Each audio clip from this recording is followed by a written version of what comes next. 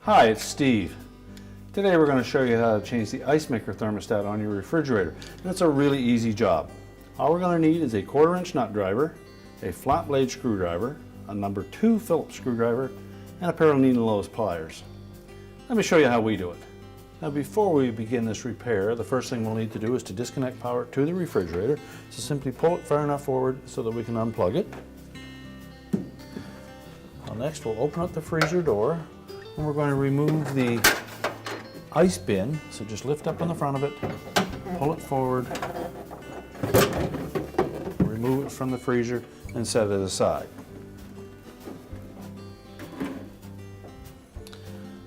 Next, we'll reach in and we'll lift up on the shut-off lever for the ice maker to turn it off. And then using our 1/4-inch nut driver, we'll locate the 2 mounting screws that are located on the side wall. We don't need to remove these 2 screws, we just need to loosen them several turns because it is a keyhole type slot that is on the side of that ice maker. So we just need to be able to lift it up off of those screws. Now once we've loosened the 2 top screws, your model may also have a mounting screw on the bottom with a bracket attached to it. So determine that first, and if it does have that bracket, you'll need to completely remove that screw. Then we can lift the ice maker off of those 2 top mounting screws and tilt it down. Now with the ice maker pulled away from the mounting screws on the side, we'll next need to disconnect the wire harness to it. Now if your model has an inline wire harness, we simply need to depress the locking tab on the connector and separate them. Or if it is like this style, it connects directly into the ice maker head, in which case you'll need a flat blade screwdriver to slide in that little slot, depress that locking tab, and then pull the harness completely out of the ice maker.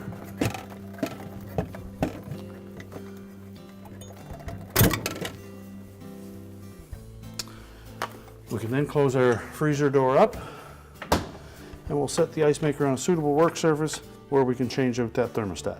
Now if you didn't have to remove that cover to get the harness off, we'll next need to take it off. So take a flat blade screwdriver, and on the bottom of it there'll be a couple little slotted openings to fit a screwdriver in.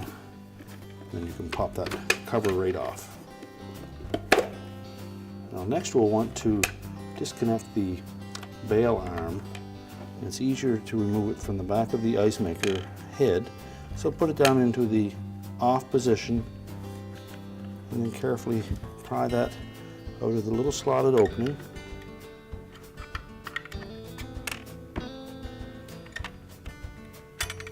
Until it becomes free. And then you can pull it out of the back and just set it aside for now. Now next we'll want to remove 2 Phillips screws that are at the very bottom of that ice maker head, and you'll need a narrow shaft Phillips screwdriver to get into that. Just loosen those screws. They may or may not come out of the openings. Now with those screws loosened, you should be able to then just wiggle the front of that ice maker head completely off the ice maker and hold the eject lever in place as you're doing that. And just carefully set the ice maker head aside. You'll then see the thermostat that we're going to replace. So taking a flat blade screwdriver, just try to get in under one edge of it and break it free. So then we can discard the old thermostat. We'll then turn our attention to the ice maker head, and we're going to remove the 2 contact clips that are fastened in there. So with a pair of needle-nose pliers, we're just going to pull those straight out. Take note of how they fit in there, and then set them aside.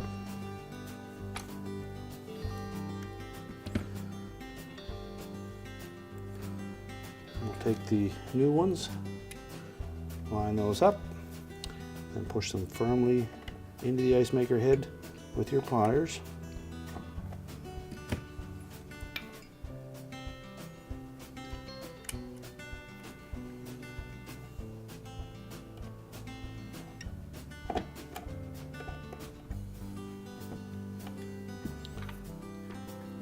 The outer edge should be flush with the body of that ice maker head if they're properly inserted.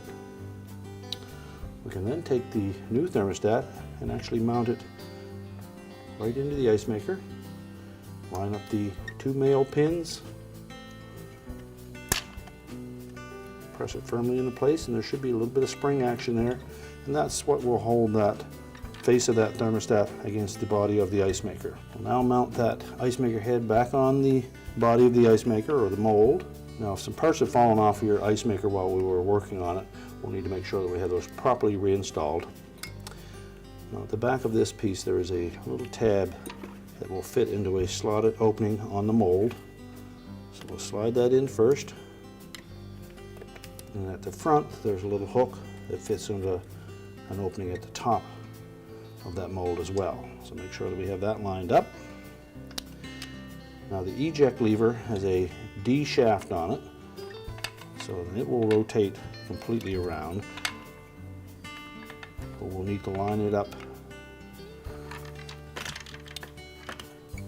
with that hole in the back of the ice maker head.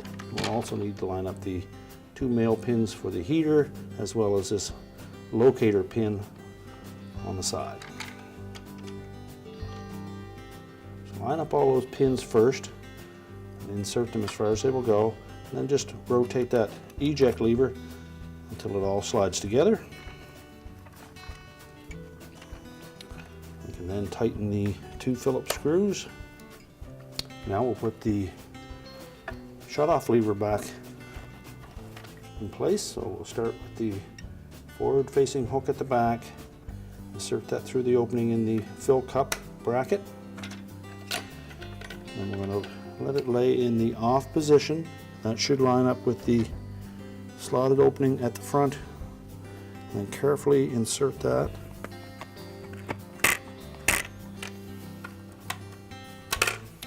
And if it's properly inserted, it should stay in the off position as you raise it. Now if you choose, you can put the cover back on, or if your model has the harness that connects directly to the ice maker head itself, you can leave that cover off until the very end, just so that we can make sure that the locking tab engages.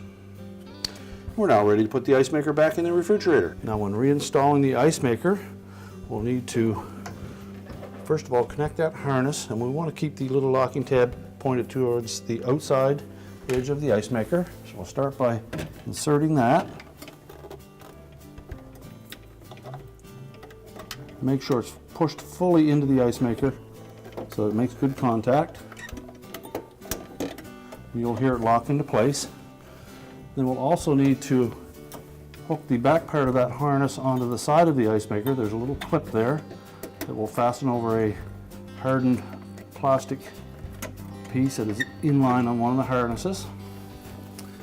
Now with that done, we'll next tilt it so that we can line up the fill tube into the fill cup at the back, and then raise it up and set it over the 2 mounting screws. We'll tighten those up first, and then we'll install the single screw on the bracket on the bottom. We'll leave the ice maker in the off position until we have the ice bin remounted. So we're simply going to set that on that track, slide it all the way in, just lift up in the front of it at the very end, and then make sure it's properly engaged. You can then reach in and lower the shut-off arm. We're now ready to reconnect the power, and our repair is complete.